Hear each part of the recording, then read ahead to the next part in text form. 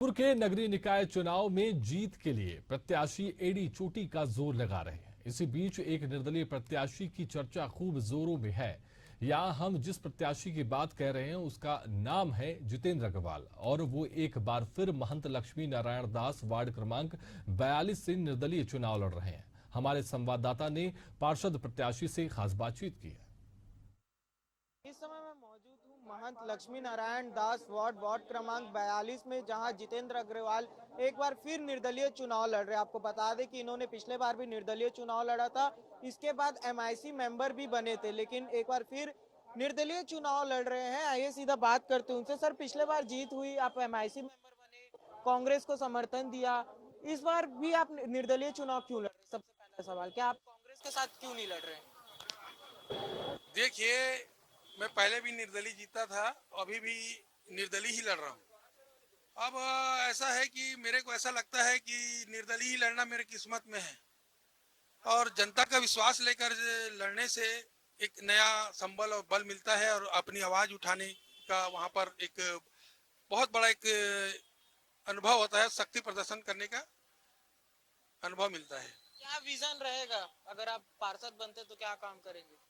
ये सबसे पहले तो मैं अभी सरकारी जमीन को जो 2 एकड़ जमीन है उसको मुक्त कराया था, वहाँ पर एक केंद्रीय विद्यालय बनवाऊंगा और इसके अलावा वार्ड की महिलाओं के सम्मान में मैं सिलाई मशीन लेकर मैदान में आया ही हूँ, तो महिलाओं को सिलाई मशीन भी दिलवाऊंगा सरकारी योजना के तहत।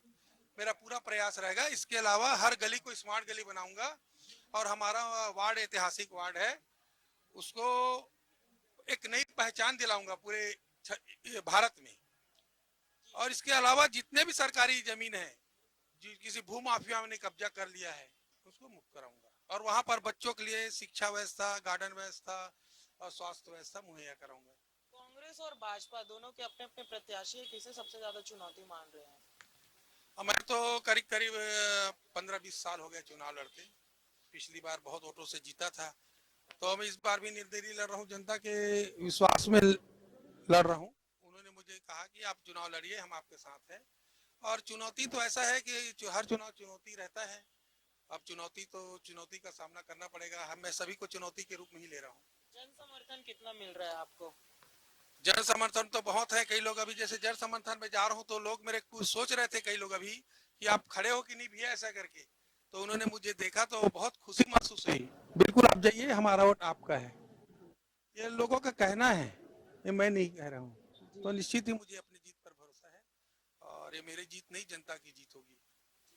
तो ये थे हमारे साथ जितेंद्र अग्रवाल। आपको बता दें, ऐसे बहुत से प्रत्याशी हैं जो निर्दलीय चुनाव लड़ रहे हैं, लेकिन उन्होंने पहले एमआईसी मेंबर रहते हुए कांग्रेस को समर्थन दिया है। उन्हीं में से एक जितेंद्र अग्रवाल हैं और ऐसे प्रत्याशियों के बीच भी हम पहुंच रहे हैं और उनकी बातों को सामने लाने की कोशिश कर रहे हैं। ऐसी खबरों के लिए बने रहिए हमारे साथ। कैमरामैन नवेज अहमद के साथ मैं राघवेंद्र पांडे, एशिया।